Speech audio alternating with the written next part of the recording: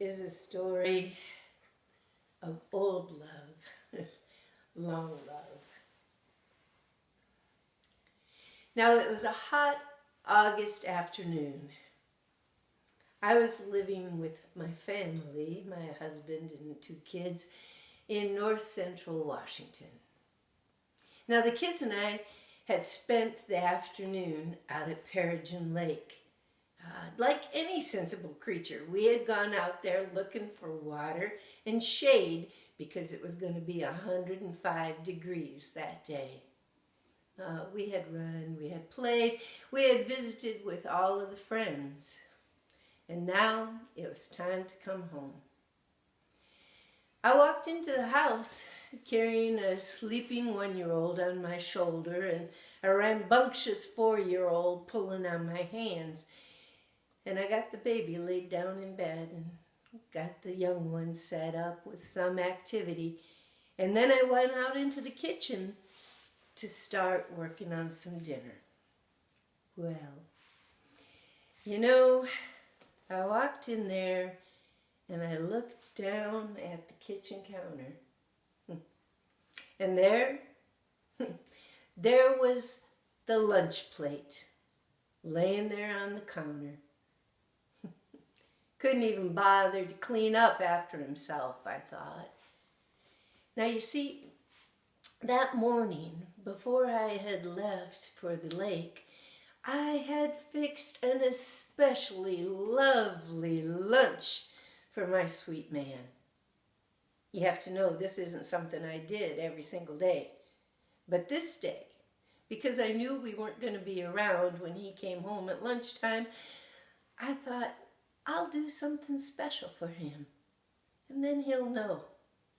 So I had made this thick sandwich, fresh, homemade honey wheat bread, thick sliced, ham layered thick in there, tomatoes, lettuce, all fresh out of the garden.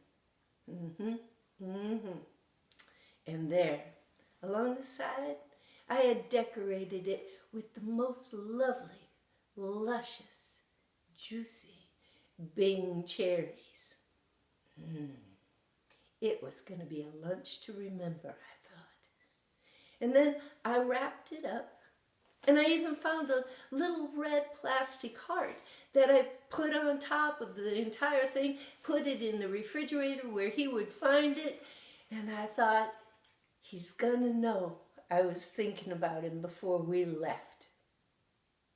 And now I come home and I see it laying there on the kitchen counter. And I think, he didn't even notice. Why do we even bother? Does it even matter? I turned away and started working at the stove, trying to get something ready for dinner. And then I turned back and I grabbed up that plate and I started to scrape it off. But just as I did,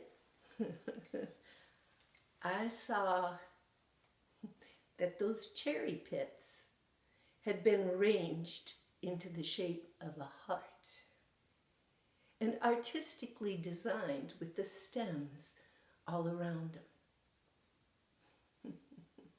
He noticed. He hadn't left me a mess. He'd left me a message. And in my haste, I was almost ready to just scrape it away.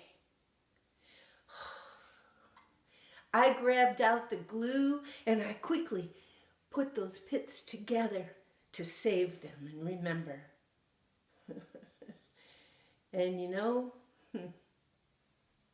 30 years later, I still have that cherry pit heart. Now, it isn't shaped quite as perfectly as it used to be. But what do you expect after 30-some years?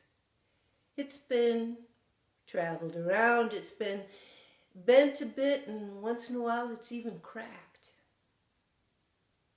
But it's stuck together through thick and thin.